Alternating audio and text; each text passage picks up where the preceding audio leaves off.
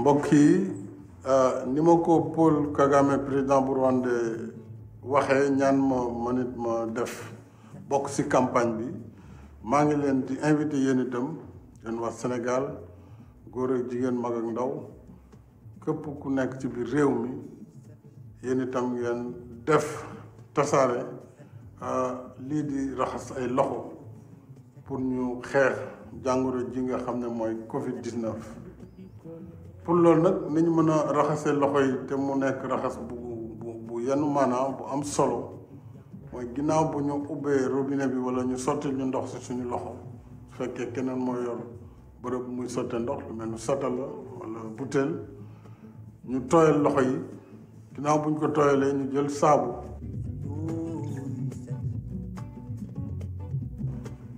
wala moo xam saabu përngal bi wala boog savon liquide sotti ko ci biir loxo yi su ko defee bu ñu ko sotti ci diggu loxo bi ñu jël ñaari loxo yi dal di ko frotter yëngal ko bu baax a baax ñaari loxo yi jaarale ko ci baaraam yi ba ci we bu ne nag ñu fexe fomp ko bu baax ak saabu bi ndax xëy na ci we ci la feebar bi gën a mën a duggee su ko defee ñu frotter daal loxo yi ci biir ak ci biti biir loxo bi ak biti loxo bi bu baax a baax jël temps nag lu mu bon mu nekk genn wàllu minute muy 30 secondes su loolu weesoo ñu daldi li ñu wax jël loxo bi ci benn bi ci ndeyjoor teg ko ci càmmoñ bi frotter bu baax a baax su boobu paree ñu frotter ci biir frotter ci biti ak ci boor yi su loolu yëpp pare nag ñu daldi yëngal bu baax a baax loxo yi ba mu xëpp saabu bi bu xëbee ñu doog a nag delloo loxo yi raxas ko ak ndox ba mu set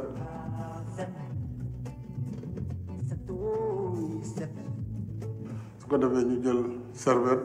wala lu ñu am loo xam ne lu set la lu ñu mën a fompe suñu loxo ñu daal di ko fomp bu dee robinet ñu tëj robinet bi mën nañ sax bu ñu defee saabu bi rek tëj robinet bi bu ñu paree nag doog ko ubbiwaat sotti ndox mi parce que faaw ñu yàqanal ndox mi aussi su ko defee ñu jël morceau bi fomp loxo yi ba mu set doog a fomp it robinet bi wala boog li nga xam ne moom la ñu jëfandikoo bu fekkee benn nit la bu fekkee ki yor satal la moo lay sotti wala butéel du aaju su boobaa nga tëj robinet bi maa ngi sant ñëpp di gërëm ñëpp ñu bokk boole ko ci lii tax ñu gën a fagaru ci jàngoro Covid-19. mbalit mi nañu fexe ni ko fi doxalee. moom mbokk téléspectateurs yi ñuy seetaan ñu gërëmaat leen bu baax a baax sargalaat leen amaat mbégte toogaat présenté waat leen seen émission Takkusaan ni ñu koy defee rek ayu ba si nekk altine lay doon ba alxamis macha allah tey nag ñu nekk ci bés bu mujj bi ci li nga xamante ne mooy ayu bés bi di alxamis ñu gërëmaat leen bu baax a baax nuyu kilifa diine nuyu kilifa aaday sargalaat ñëpp gërëmaatam président macha allah tàyyiwul benn yoon di sensibiliser askan wi ci li nga xamante ne mooy Covid 19 bi nga xamante ne macha allah xaw na lëmbe li nga xamante ne mooy àdduna mais Sénégal ba tey ñu ciy santaat yàlla bu baax a baax xam naa ne balaa may jox samay invité yi damay daal dem démarrer régie jël ji situation du jour bi bu ko defee ma dellu siwaat ci plateau bi jox invité yi ñu daal di nuyoo. tey alxames juróom-ñeenti fan ci weeru avril 2020 ministère de la santé et de l'action sociale jot na résultat wu examen yi ma jox leen situation bi ci téeméer ak juróom-ñeent fukk ak juróom-ñeenti test yu ñu def tey juróom-benn ñoo ci positif bon ñoom ñoo am jàngoro yi muy juróom-benn yoo xamante ne ay cas contact yu ñu doon suivre la ma yëgal leen itam te ci bésu tey bi fukki patient yu ñu hospitalisé woon wér nañu tey danañu génn hôpital tout à l'heure ñu yëgal ne patient yu ñu hospitalisé ñu ngi yëg tan bu baax ci bésu tey bi ba mu commencé ak léegi ñaar téeméer ak juróom fukki cas la ñu déclaré fii ci Sénégal ci ñaar téeméer ak juróom fukk yooyu téeméer ak ñaar fukk ak ñett wér nañ ci ñaar décédé ci kenn la ñu évacué bon ak téeméer ak ñaar fukk ak ñeent ñoo nekk suñu hôpitaux yi ñu leen di faj ñu seetlu ne fan yi passé am na ay cas yu ñuy wax transmission communautaire yu fi feeñ bu baax ci kaw loolu ñu ngi demander population sénégalaise yi ñu respecter bu baax lépp luy mesure prévention collective yi ñu leen demandé. macha allah mu doon loo xamante ne lu am solo la saa su ne ci tàkkusaan dañuy wax askan bi fi nga xamante ne foofu la jàngoro bi toll pour que ñu mën a gën a jël ay matuwaay wax nañ ko saa su ne suñu ñëwee ci li nga xamante ne mooy RTS daal di dugg macha allah raxasu ba set bu ko defee ñu daal di toog si plateau bi mais invité bu fi mënti toog yow tamit dañ la daal di defal gel bi bu ko defee nga daal di sensibiliser askan wi tey nag ma invité macha allah grand Serigne yow ma jox la macha allah nga sensibiliser askan wi. waaw bu ko defee macha allah Babacar. waaw yow tamit nga daal di fi ñëw ku fi toog rek nag dañ la koy daal di rek jox bu ko defee ñu gën a mën a xam ne askan wi di ñuy wax ak ñoom ñun tamit ñu ngi ci yoon boobu ñu daal di gërëmaat téléspectateurs yi bu baax a baax sargal leen nga xamante ne noonu la ñuy safoo li nga xamante ne moom mooy tàkkusaan tey nag ñu am nag gan daa nañu am nag gan bu ne nag ci plateau bi macha allah mais nag tey nag ñu amaat beneen gan boo xam ne gan bu am solo la muy grand Serigne de Dakar mën nañ ko wax loolu vice-président assemblée nationale ñu mën ko wax tamit ancien ministre mais nag mu am cër lool ci li nga xamante ne mooy réew mi ci kilifa diine yi kilifa aada yi macha allah foo ci mënti dem rek am na fa cër kon nag grand Serigne ñu nuyu la am mbégte dalal la ci sunu plateau Takusaan. jërëjëf Awa ñun tamit ñu ngi sant bu baax a baax suñu borom bi tabaaraka wa taala di sant bi sallallahu alayhi wa sallam di ubbee suñu waxtaan bismillahi rahmaani rahim wasalaatu wasalaam ala rasulillahi wa ala alihi wa sahbihi wa xulafaayi wa man tabi'ahum bi ihsaan ila yawmi diin di wax ne dañ lay gërëm di rafetlu li nga yaatal ba wooma ci li nga wax tam ne am na toogaay boo xam ne moom laa fi toogee dafay loo xam ne dafa dëppoo ak suñu yéene mooy lu réew mi nekk ñu nekk ci lu mbokk gi nekk ñu nekk ci lu diina ji nekk ñu nekk ci kon lii xew ci jamono ji nga wane léegi président de la république muy def li nga xam ne bokk na ci li nga xam ne mun na dakkal mbir mi ci diggante nit ak nit kon loolu bu italee réew mi nga jël ko fan yi yëpp di ci liggéey maa ngi ànd ak yow gërëm président de la république waaye nag di ko massu coono yi di massu ministre de la santé di wax nag ne ci loolu ñu tamit ñu ngi koy wéttali ni ngeen koy wéttalee ci wax ak nit ñi di gërëm tamit waa RTS seen directeur général ak seen équipe technique bi yëpp. incha allah ñu am mbégte ci dalal bi ñu la fi dalal ndaxte Takusaan dafa nekk émission boo xamante ne yow yaa ko soppal sa bopp di ko topp nag lu bëree bëri kon tey boo ñëwee ba toog si plateau bi dafay doon sunu mbégte macha allah Babacar yow tamit ma nuyu la bu baax a baax Wade macha allah nga doon nit ku baax doon sama mag doon sama xarit tamit di ma jàppale si liggéey bi nga yàgg a jaar Takusaan mais tey boo toogaatee ak grand Serigne bi nga xamante ne mooy ci plateau bi dafay doonaat sama mbégte ak yow ma bàyyi la nga nuyoo ñu lay seetaan. waaw jërëjëf soxna Awa maa ngi lay nuyu doore ko ci njiitalu kër gi ak sunu collègue yi ñu fekk waaye nag di nuyu Ndakaaru nag bu ma ni ma ko tàmmee di nuyu fukki penc ak ñaar yi Ngor Yoff ak Wakaam Ngor ba Jalaaw ma teg ko ci loxo grand Serigne Ablaye Makhtar muy chef supérieur de la collectivité lébu léegi sax waxatuñu collectivité communauté la ci loo xam ni rawatina li ñu fi woowee tey ñu ciy waxtaane muy mbas mi nga xam ni kenn mucc ci ba tax na ñun ñu dëkk ak askan wi ñoom ñu yor coutume bi ak baax yi ak ni ñu koy doxalee fexe ba sensibiliser ci mbir mi ni ñu ko war a moytandikoo ni ñu ci war a taxawoo taawoo ko ba nga xam ne duñu lor ba lor ñeneen te itam mu nekk lu rafet ñu rafet lu itam président de la république mesures yi nga xam ne jël na ko pour taxaw askanam di ndokkeel itam le ministre de la santé Abdoulaye Diouf Sarr tey defe naa ne tey boo koy xool daanaka mooy président sax de la république ci yan gu diis ci askan wi yëpp yan ko ci loo xam ne ci loosam wàllu kër docteur bu tëddee nelawul bu nelawee itam yandoorul bu lekkee suurul bu naanee itam mandiwul waaw yàlla nag dafa faral wax ne clé kar la bëgg na nga jàpp kon ci lii ñu fi wooyee tey ku mel ni grand Serigne ak mbooleem kilifa yi nekk ci réew mi kenn ku nekk taxaw karle bëgg nañu jàpp li nga xam ne moo di jàngoro ji fexe ba nu ñu ko boomee mu dellu jóge ci àdduna bépp rawatina réew mi di Sénégal lii daal laay nuyoo ba ci kanam ba ci kanam ñu daal di xuus ci waxtaan bi ñu gërëmaat président bu baax a baax sargalaat ko ndax moom mu doon loo xamante ne dafay topp li nga xamante ne moom mooy émission Takusaan mais nag balaa ñuy xuus ci li nga xamante ne moom mooy waxtaan bi damay dem régie jëlee élément bi bu ko defee ñu daal di dellu siwaat ci waxtaan bi yaatal ko gouvernement bi nag proposé woon benn amendement daan ne moom kat yooyu dafa bëgg comme président de la république dañ koy jox pour 3 mois li nga xam ne mooy benn habilitation maanaam dañ koy voté loi d'habilitation ñu def ci juridique waaye bi ñu dugalee juridique mu am ay coow yu mu yëkkati ñu ne nag wax warta am fi mu ne nii jiixi jaaxa warta ñëw fi mu ne nii jaxasoo waru ko boole ñu ne nag la nga xam ne dugal nañ ko ca woon gouvernement bi proposé ko muy juridique ci commission ba ñu ne ñun ci assemblée nationale dañuy proposé amendement pour sempi ko ba mu set teg fële pour wane ne ñun kat la ñu yëkkati mooy xeex li nga xamante ni mooy Covid 19 te loolu ñëpp dañ ci war a ànd loolu moo tax ñu proposé amendement ne loolu ñu ci defoon muy tubaab bi ko woowee dañuy bind ne tous ordres maanaam xam nga boo nee tous ordres mooy lépp rek ci wàll ci loolu tamit dindi nañ ko ba mu set teg fële li nga xamante ni mooy juridique it dindi nañ ko ba mu set teg fële pour wane ne assemblée nationale bi li ko tax a jóg mooy ñu nekk benn président de la république la nga xam ne moo taxoon mu woote mooy ñu nekk benn. macha allah mu doon élément bu am solo dama koy daal di jox kaddu gi grand Serigne xam naa boo waxee ci li nga xamante ne moom mooy élément bi nga wax fi tamit sa toogaay parce que dañ la fi indi en tant que kilifa ci réew mi nga sensibiliser waat ak sa askan wi ni nga xamante ne macha allah ci Ndakaaru fu mu munti doon ndaxte yow naa nee naa grand Serigne international nga parce que du Ndakaaru rek nga mën a waxee li nga xamante ne moom mooy moytu bi nga xam ne dañ ko war a moytu mbas mi.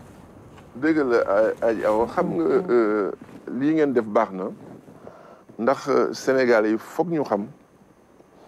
taxawaayu président de la République ci mbir mi ndax loi bi ñu wote muy loi habilitation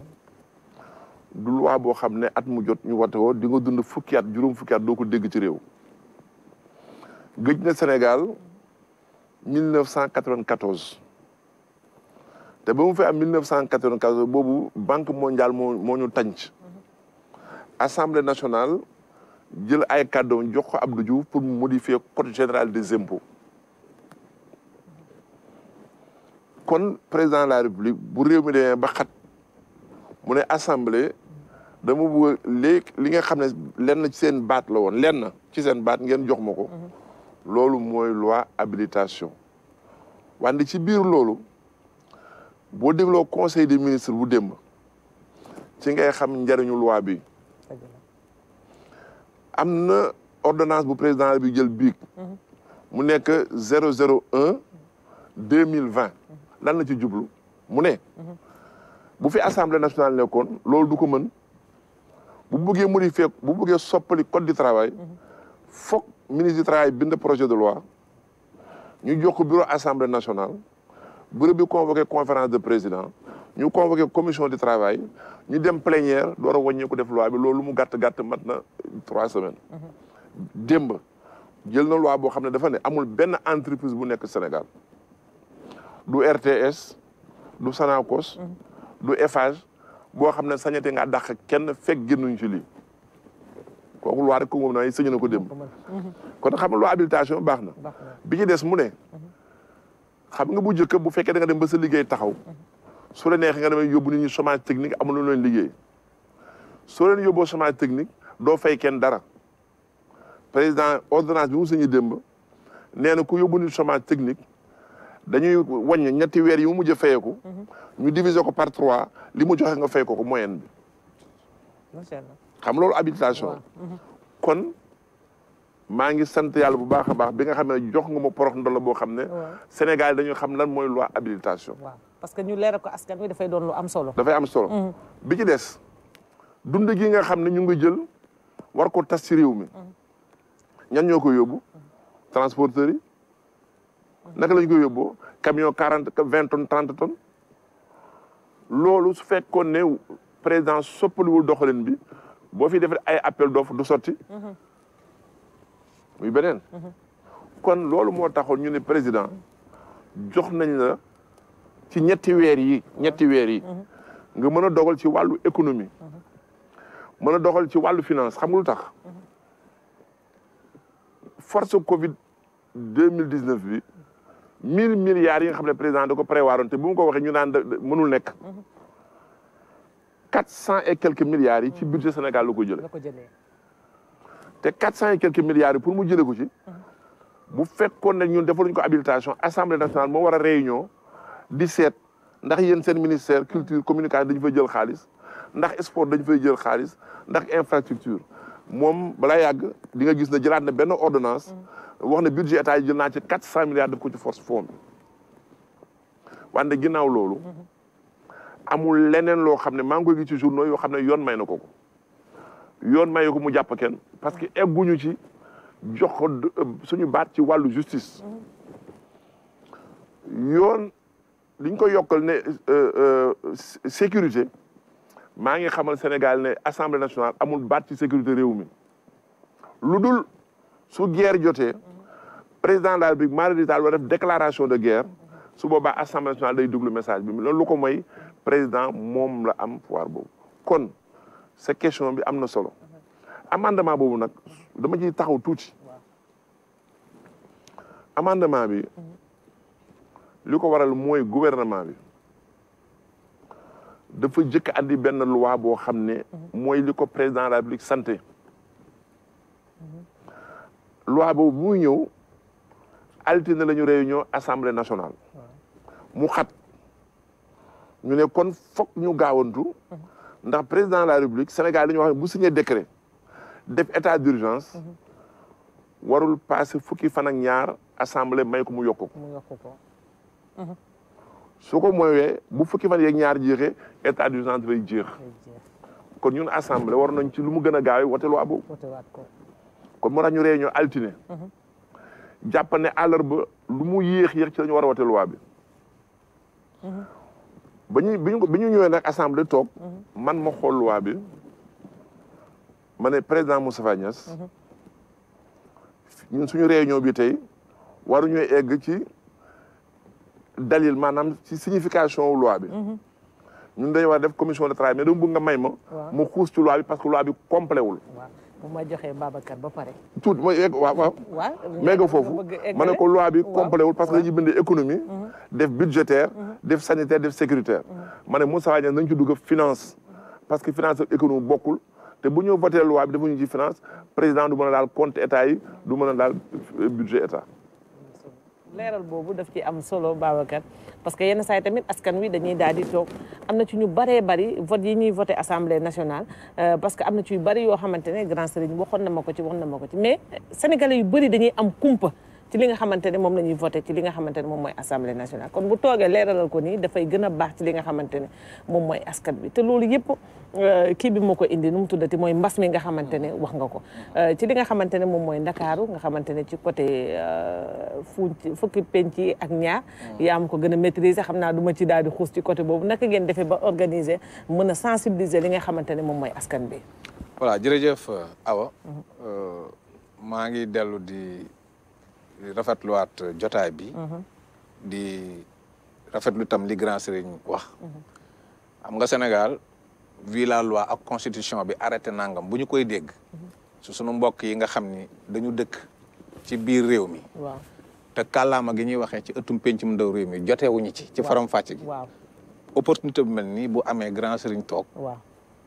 ñu déglu le député Abdou Mbow mu faram fàcce li tax loi yooyu jóg ak ni ñu koy defee ak ci diirub ñetti weer yi ñu may président le fait ñu naan nañu xaar nii nga xam ni dañu jëri fi supposons ma war laa bind lettre mu jaar poste balaa muy egg poste oto ba koy yóbbu kañ lay egg nga toog fi rek automatiquement def message mu yegg parce que boo koy xool li ñaan plus près on s'entend mieux comme suñu slogan et je pense que ni ci loolu dana tax ñu bari ñu tiitoon wala seen xel jiixi jaax dana leer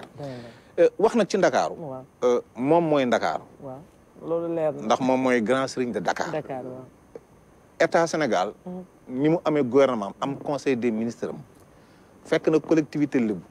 boobu gouvernement état amul ñoom ñuy organiser wu ndax ñoom dañoo am li ñuy wax collectivité lébu dafa am ñuy tuddee dignitaires yi ñu koy jiite grand serigne de Dakar nga am ndey njàmbur ndey ji réew président yi frais jaraaf nga am imam ratib ak saltige y compris nag ñi nga xam ni ñoom ñoo di chef de penc yi ak frais yi ak njàmbur yi ni conseil des ministres di amee ñoom talaata bu ne dañuy daje ci pénc mi sanc ba càmbar 126 villes du ñu yem rek Ndakaaru fukki pénc ak ñaari mais am na ci suñu ay bokk yoo xam ni ñu ngi dëkk ci tundub Jalaaw ñoo xam ñu ngi dëkk ci Ñakorab Kayaar ainsi de suite fépp fu doomu Lebu nekk rek danañu fexe ba la ngay xewle ca la nga nekk ak lu munti doon ñu càmbar waxtaane ñu exposer problème bi bu Ndakaaru waree jóg en appoint dem dañu koy waxtaane bu Ndakaaru waree jóg ci wàllu mbas mi waxtaan nañ ko ba ci sax li nga xam ne moo jëm ci lave-mains yi saabu yi ak don yi nga xam ne grand sëñ da ko def ñu fas yéene ko séddale ci fukki pénc ak ñaari mais bu ñu wax ci fukki pénc ak ñaar rek duñu ci yem ndax itam dafa am lu ñuy tuddee waa tànk Ngor Yoof ak Wakam ñoom tam dañu bokk ci Ndakaaru te ministre de la santé di Abdoulaye Diouf Sarr mi ngi may déglu keroog bi ñuy def tuuru Maam Njare yi ma koy introduire ci laa ne ko bul fàtte wax Maam Njare mu ñaan ci mbas mi waaj a ñëw moom sax il l'a dit et donc ça fekk ni ci dafa am nu ñuy dundee communauté nag Lebu dafa am nu ñuy dundee rakk topp mag doom topp baay bi ci topp ñun suñu ay ëtt ak suñu ay mbedd ak suñu ay dëkkuwaay ku fa dugg te bokk fa xam nañ ko te dañoo organiser barki démb yaa ngi dégg alerte boo xam ni ñu ngi ci couvre-feu mais gis nañ loo xam ne tey na xel te mbas mi bëgguñu mu gën a yokk def ay looxur surtout cas communautaire yi nga dégg Yaraax yooxu nga dégg tefes yi Mbaaw tefes yi Tëngéej ñëpp taxaw taal ay matt ci tefes gi pour alerter gaal yooyu nga xam ni mën nañu yëpp ay nit indi leen et donc loolu dégg nga Babacar Mbengue barki démb en direct ci télévision muy leeral loolu ba ñu xale yaa ngi nii génn mu leen kon population bi tam chef de penc yeeg ak ñi nga xam ne ñoo di jaraaf yeeg frais yeeg borom ndomba yi ñi ngi leen di ñaax par rapport ñu taxaw parce que ñun suñuy njaboot ni ñu dëkke la xam nga ay ëtt la ñu dëkke côté sensibilisation boobu ñu ngi koy def beneen bi ci topp mooy ci rajo municipal Dakar bi ma nekk lépp lu bokk ci actualité Lebu samedi bu nekk ñi ma koy animé fépp fu nit nekk ca na nga war a def parce que bande annonce yi ngeen di gis yëpp def nañ ko sax ci kàllaamay Lebu ci ni kàllaamay Lebu ni ko Lebu yi war a waxee ni ñu ko rek parce que waaw et donc yooyu c'est des choses yoo xam ne collectivité mi ngi koy def ba tax na ci loolu tam dañu taxaw jàppale état parce que nag bu ñuy wax Ndakaaru daanaka collectivité Lebu ñooy Ndakaaru di ko dalee Ngor ba Jaraaw daanaka Ndakaaru kon ñi nga xam ne dañoo dëkk ak ñoom il faut que ñu aar leen ni leen di aaroon nag mooy kenn ku ci nekk ca fa nga ne parce que am na ci loo xam ne sax doo koy gis ci yenn quartier ordinaire yi xam nga Ndakaaru dafa am ay penc yi dañuy daje dañuy waxtaan ak jigéen ñi dañuy waxtaan booy xool ci pencum sanc ba lu ëpp junniy jigéen ña nga fay def seen i mbootaay dañuy daje di cotiser di natt par àllarba mais actuellement ni boo demee nañ ko daan defee changé na parce que ndax mbas mi am na ci ay système yu ñu ko defee yu ñu ko organiser yoo xam ni kenn ku nekk di nga ñëw indi sa natt te du am buuxlu du am rang du am ay embouteillage du am dara côté boobu itam ñi ngi ci ñaax te bis bu yàlla sàkk nag ñuy daje di xool situation réew mi fi mu toll surtout nag ci li nga xam ne mooy cas communautaire yi nga xam ne mooy yëngal xelu nit ñi ba tax nag foofu itam ñun ñu am nañ ci xalaat bi mooy dañuy jël ay décision wax ni ñi nga xam ni ñooy ambulants yi ñëw ci kër yi di jaay ay comment dirais-je promotion ak yooyu bu ñu ñëwtee ci nañuy yem ci buntu kër gi te à ce que buntu kër gu nekk nañu fa teg siwo teg fa saabu teg fa ndox ku ñëw raxasu foofu jokkalante bi ba ci sax système bi nga xam ne ñi ngi koy jënd mburu yeeg parce que ak jaaykatu gargoti loolu tam am na ci loo xam ne ñun mën nañ ko mais am na loo xam ne état moo ciy taxaw ay mesures d'accompagnement ba ci sax wàllu oto yi ñun mën nañu rek di wax mais li ci état def jàpp nañ ñu alkaati yi génn guddi ak force de sécurité ak défense yi dox guddi war nañu mën a dox bëccëg aussi tam di contrôler oto yi dox bëccëg gi ni ñuy yebee façon bi ñuy defee ak ni ñuy defee et je pense que ñun ci sensibilisation boobu la ñuy toll ci bis au jour le jour nag duñ toog rek ni affaire bi nii la ñu yem fa mais chaque jour rek luy gën di yokk ndax dégg nga fi mbas mi li ñu ko fi dogan ci bâtiment bi amoon ci Médina yi nga xam ni tam ñëpp génn nañ ci askan bi taxaw chef de penc yi tam taxaw kenn ku ci nekk war cee def ci wàllu dund ci wàllu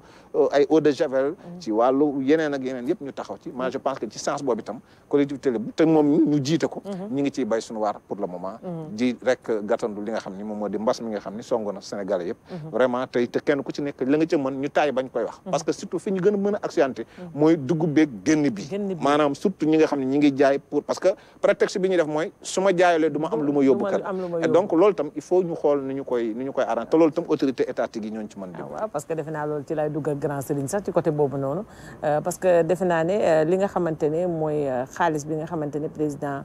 jël na ko séddale ko mais ci côté bi nga xamante ne entreprise yi ak école yi yooyu yëpp ñor nañu mais bi ñu gën a ñor mooy mbirum dund mi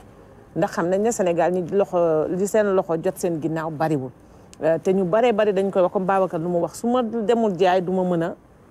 lekk léegi mbir yooyu fu mu toll ak ñan lañ ko war a jox ak ñan ñoo koy séddale. waaw aw maa ngi lay gërëm bu baax a baax gis nga mbir mu nekk ka ko sos taxawal ko war nañoo seet ban taxawaay la am nañu dellu rafetlu gërëm Macky Sall ci laa bureau ndax xam nga mbir soo ko bëggee nat da nga am loo koy méngaleel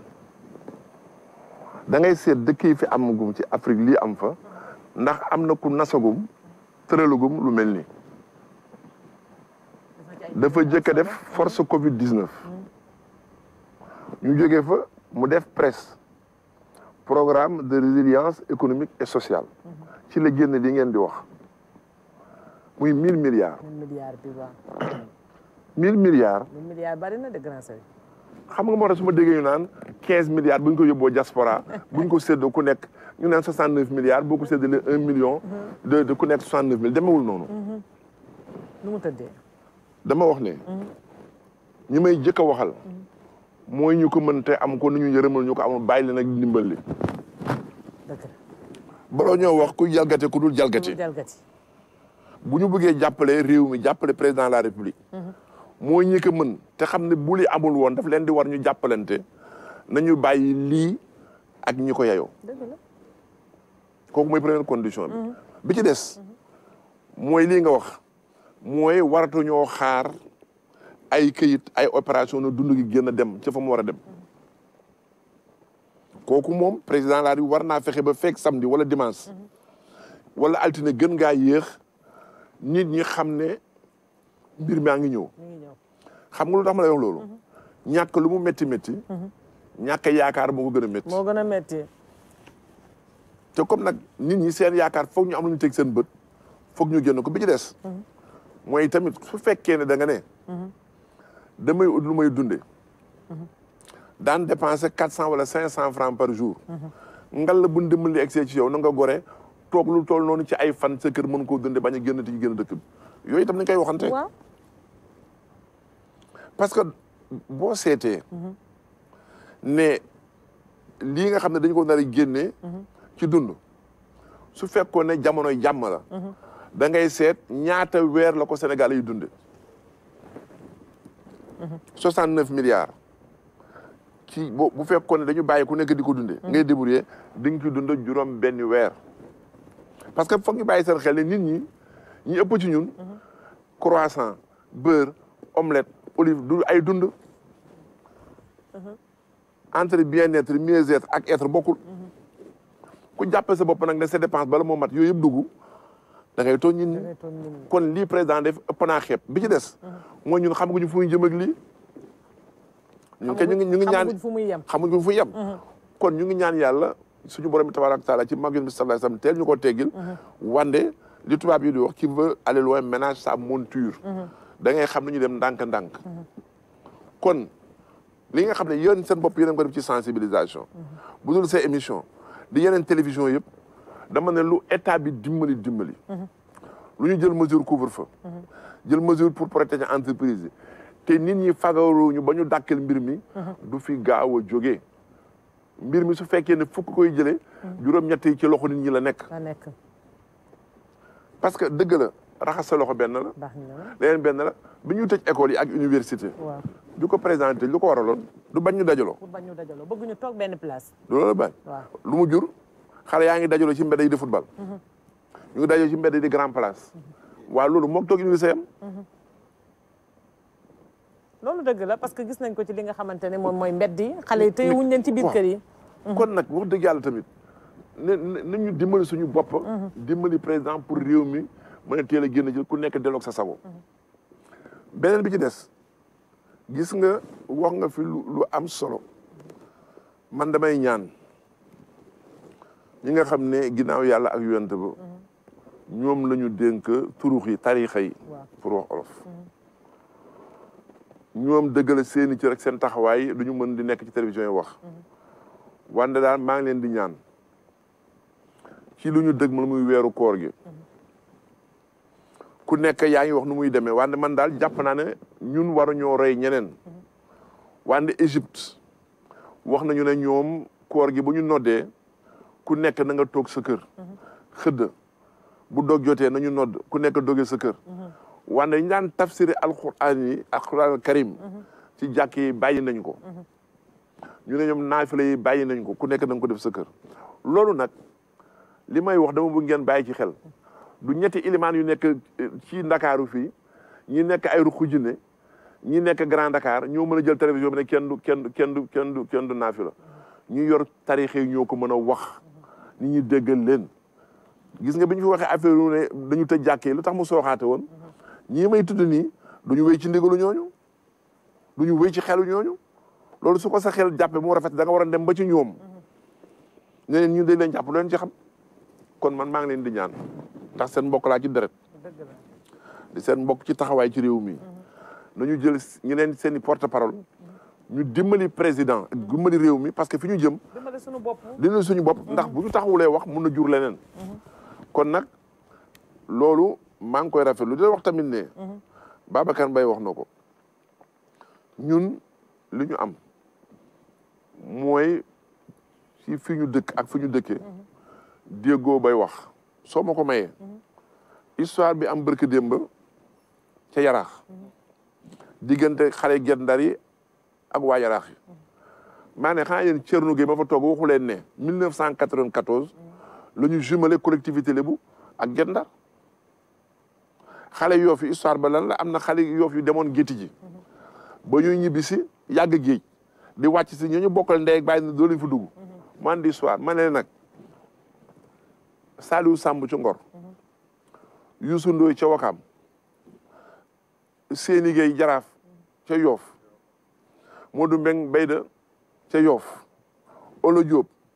ca Samba Dioune Thierno Gueye ca Yaraax Seydina Sall porte parole imam ca Thiaroye ak Sambou Ngor Gueye Elimane Seck Aliou Kane Pouy Thiaroye Mbaye Ndiaye Wade Pierre Mbow Pierre Mboup ak Moussa Ndoye ca Tëngéej Daouda Gueye Talla Mboor ca Bargny Kulo ko Njoon ca Tubaab Jalaaw mook Paate Fall ak Saliou Sall Modou Faye ca Géroog Somone Arona Ndoye ca Sendou du dëgg ñooñu ak waa Ndaayaan yi Gànn Gueye ak Aliou Ndoye yéen a war a taxaw jàppale réew mi kenn ku nekk wax ak say xale ñu ma lay wax ñu ay dëkku mool lañ ngeen wax xale yi dekk géej bu la ñoo ñëw nañu téléphoné ñu boole nag marine marchande ñu intercepté leen yóbbu la ñu def leen quarantaine loolu maa leen koy ñaan loolu nag yaa ma ko may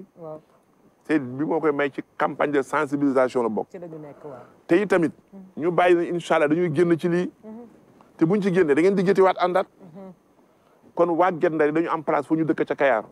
am place ca Samba Dioune am place ca Yaraax fa ñu doon fanaan nañ leen bàyyi ñu dëkk fa loolu mooy dimbali préfet dimbali sous préfet dimbali président de la république dimbali leen yéen dëgg la dimbali daal dimbali suñu bopp parce que yooyu yëpp dafay doon loo xam ne lu am solo la ndax réew mi il faut que taxawaay rafet pour que li ñu dugg nii macha allah ñu daal di ci mën a génn Babacar ba tey ñu ngi ci li nga xamante ne moom mooy Covid 19 bi ci nga xamante ne moom mooy mbas mi ndaxte nag macha allah grand sëriñ ni ma koy waxee rek bu fi toogee wax ak askan wi dañ koy daal di déglu ndax doon na nit ki nga xamante ne dañ koy wax na suñuy biir wax na ñun safoon nañ di waxee lu ñu xam ci nit ndax dafa am nit ñoo xam ne bu ñu toogee bu ñu waxee ak askan wi dañ leen di déglu te moom bokk na ci ñooñ yow tam lan nga mën a dolliwaat di nga xamante ne moom mooy askan bi parce que cas communautaire yi tiital nit ñi man bi mbir mi commencé ba léegi RTS dañuy jël si di ñu yóbbu mais tey bi ma xëyee damaa takk sama masque balaa may génn sama buntu kër parce que damaa tiit tey noo gisee loolu ak lan lañ mën a waxaat askan bi pour que ñu mën a toog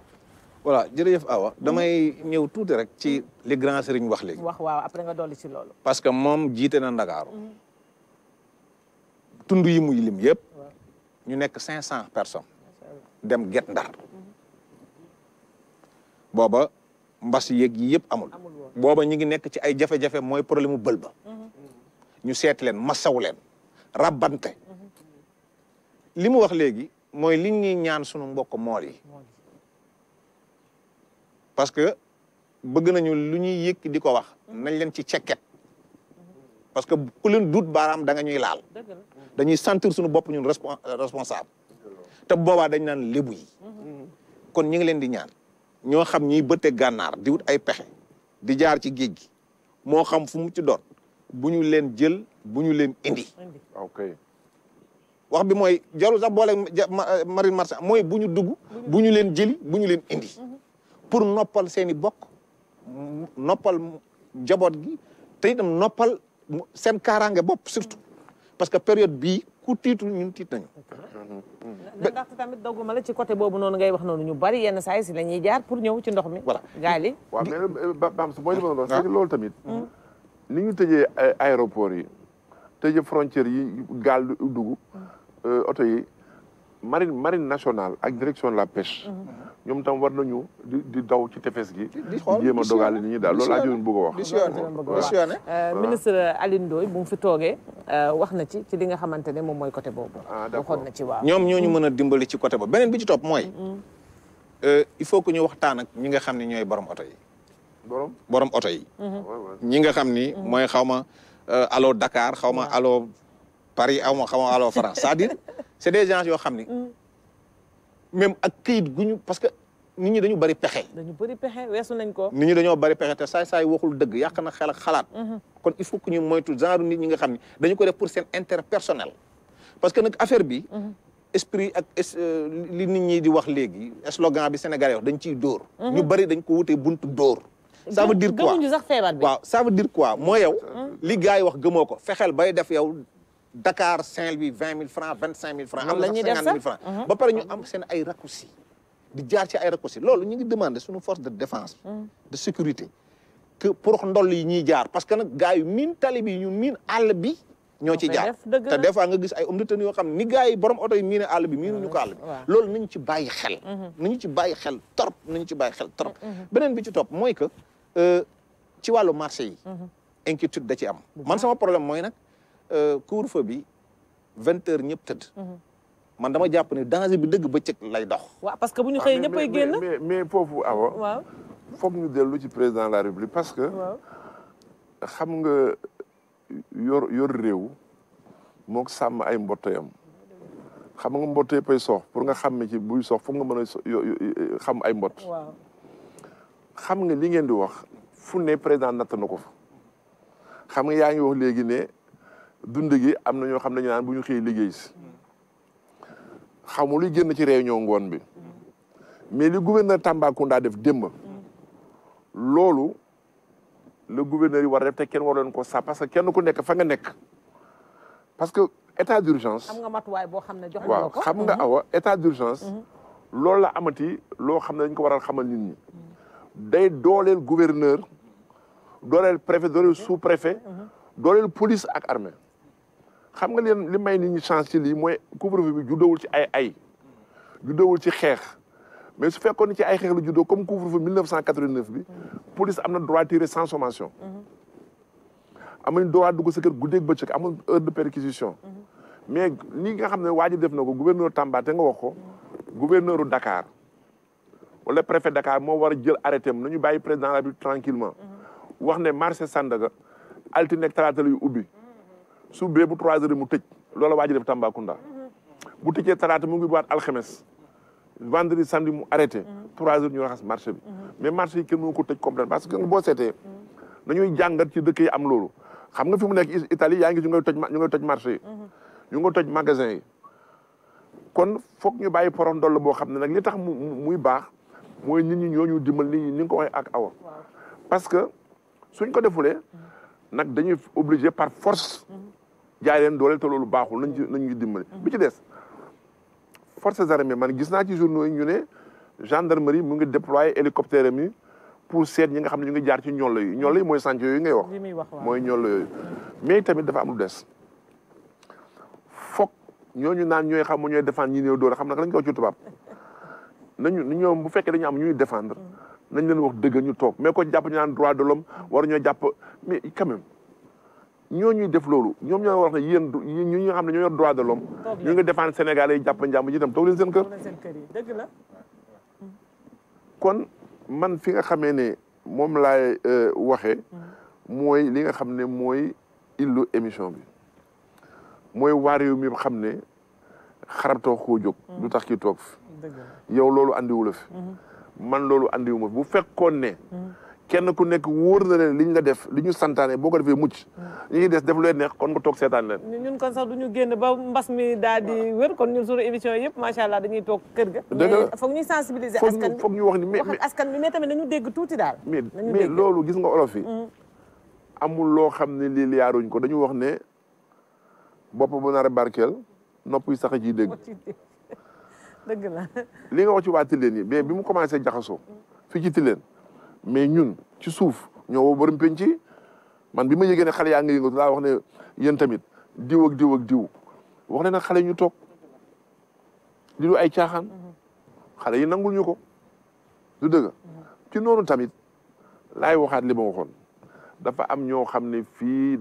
ñëpp am nañu baat wante baat yi dañu sutante. dañu sutante ñi war a wax nañu wax ko. waaw nañu wax. ñi war a wax nañu wax ñi warta wax daal di noppi Babacar lu ci bëgg a dool balaa may dem rëcc. waaw li ma ci dool rek mooy wax du doy.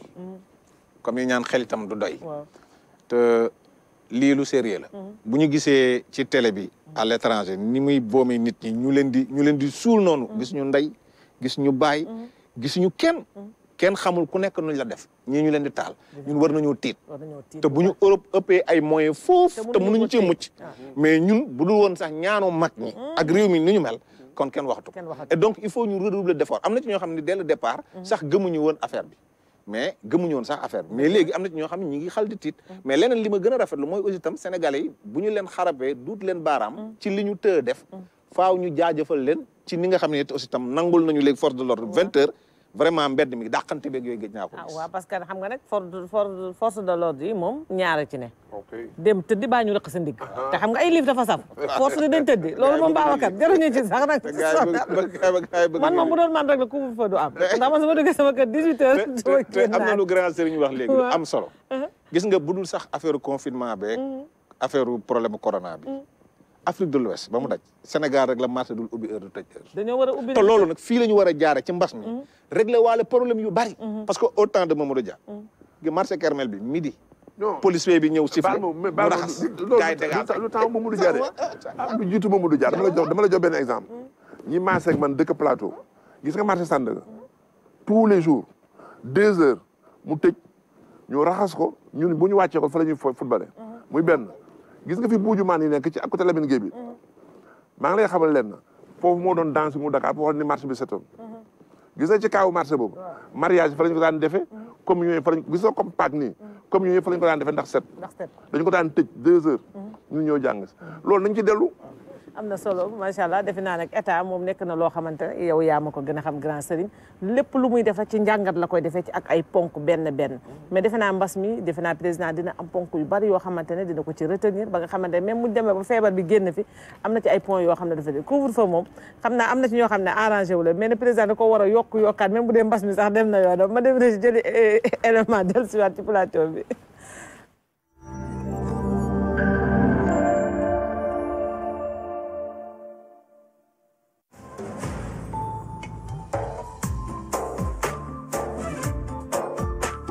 Finesse International est spécialisée dans la construction de salons marocains et dans la vente d'accessoires. Vous voulez équiper votre maison, recevoir vos invités dans le confort,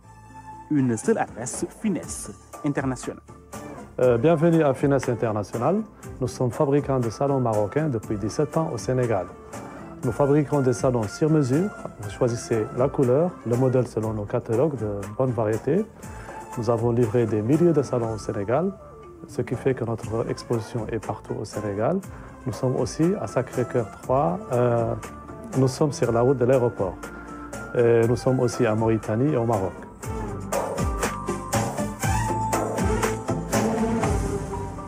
Les salons Finesse sont faits avec qualité. Le tissu et les éponges sont résistants.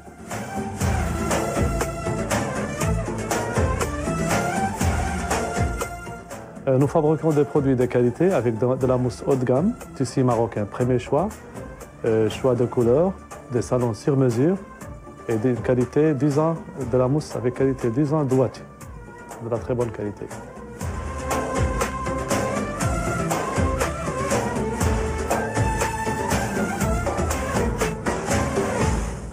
Nous fabriquons des rideaux, des tapis, Nous vous proposons d'autres accessoires comme des produits orientaux au choix et sur commande.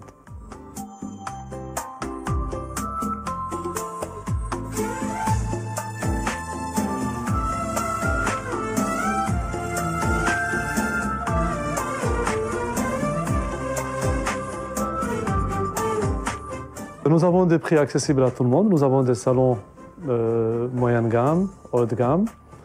Ça peut aller de 7 places à 700 000 à plus.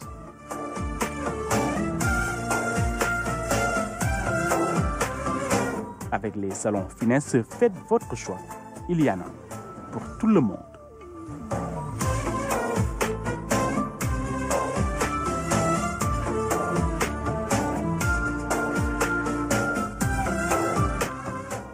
Finesse vous apporte le charme du Maroc chez vous.